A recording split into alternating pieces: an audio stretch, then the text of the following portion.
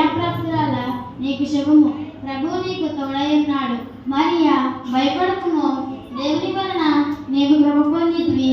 ఇదిగో గర్భం ధరించి కుమారుని కని ఆయనకి యేసు అని పేరు పెట్టుదువు. ఆయన గొప్పవాడై సర్వోన్నతుని కుమారుడు అనబడును. నేను పుచ్చిన ఎదుగుదు కదా పరిశుద్ధాత్మ నీ మీదికి వచ్చిన సర్వోన్నతుని శక్తి నిన్ను కమ్ముకొను కనుక పుట్టబో శిశువు పరిశుద్ధుడై దేవుని కుమారుడు అనబడును.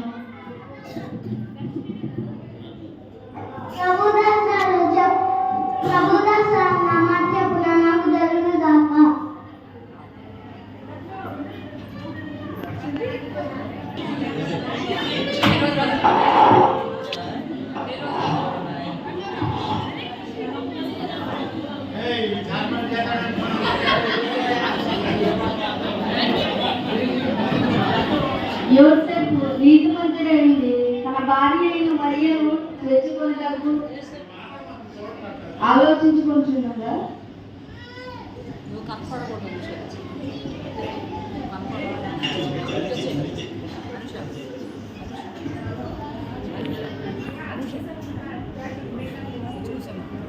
దావీదు కుమారుడు అయిన యోసేపు, నీ భార్య అయిన మరియను చేసుకున్నకు భయపడకము. ఆమె గర్భం ధరించినది పరిశుద్ధాత్మ వలన కలిగినది. ఆమె ఒక కుమారుని కన్ను. తన ప్రజలను వారి పాపముల నుండి ఆయనే రక్షించు కనుక ఆయనకి యేసు అని పేరు పెట్టుదువు. ఇదిగో కన్యక గర్భవతి అయి కుమారుని కన్ను. అతనికి ఇమ్మానుయేలు అని పేరు పెట్టుదువు. తన భార్య అయిన మరియను చేర్చుకొని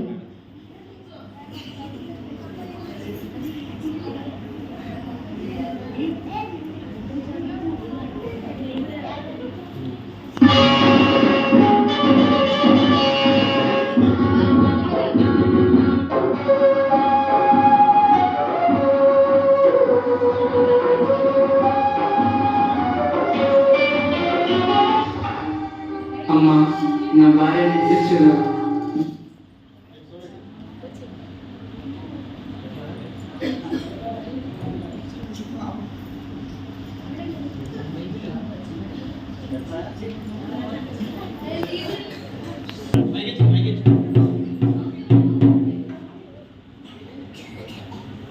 ఇందుమూలంగా ప్రజలందరికీ తెలియజేయమనగా సర్వలోకములకు ప్రజల సంఖ్య రాయించుకోవాల్సిందిగా కైసారు ఐగుప్తు ఆజ్ఞ అన్నను. అందరూ మీ సొంత పట్టణములకు వెళ్ళి ప్రజల సంఖ్య రాయించుకోవాల్సిందిగా కోరుచున్నాము.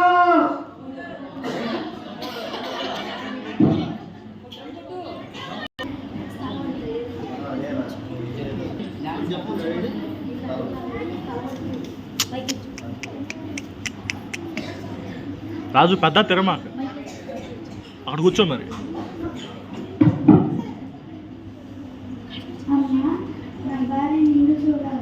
ఇంట్లో కొంచెం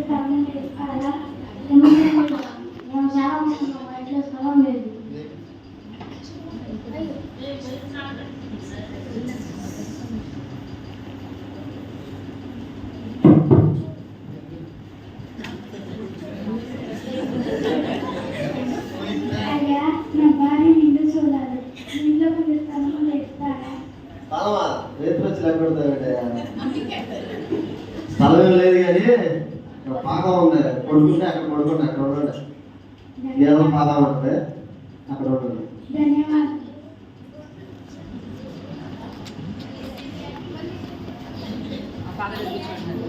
వస్తున్నారు.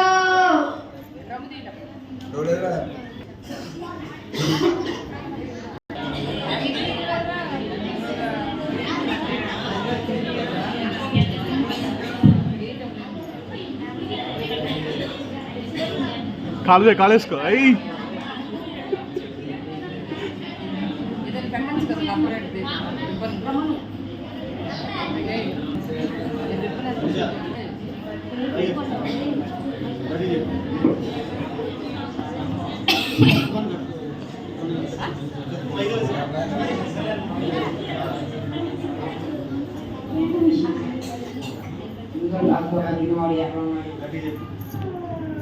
తూర్పు దిక్కున మేము ఆయన నక్షత్రం నుంచి వచ్చింది.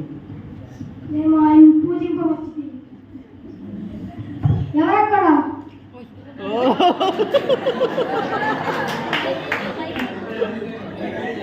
మహాప్రభు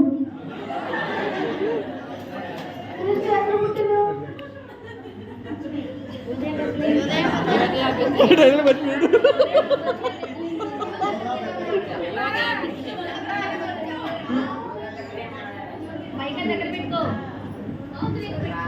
డైలాగ్ చెప్పలా డైలాగ్ నియమంలోనే రాజా.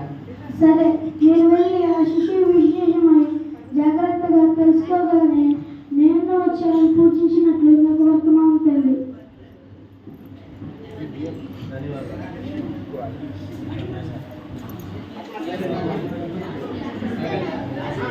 నేను ఓటమి ఎరుగని హెరోదు రాజుని.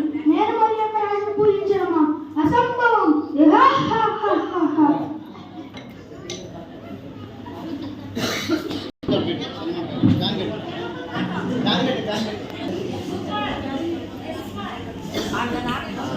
అరే అరే మ్యామ్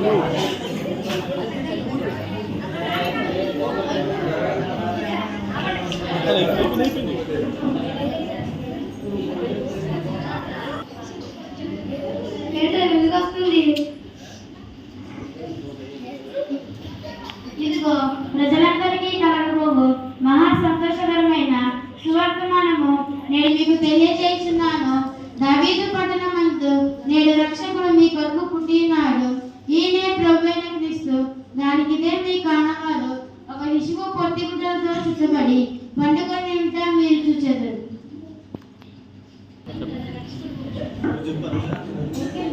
మన కోసం లోకరక్షకుడు పుట్టాడు. మాకు ఆనందమే సంతోషం.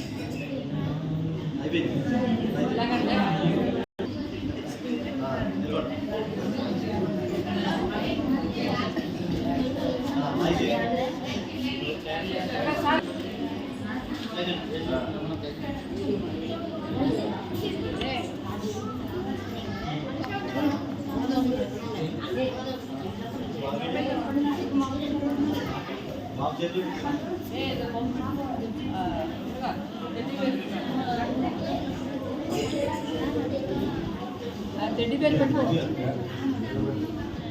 పట్టుకో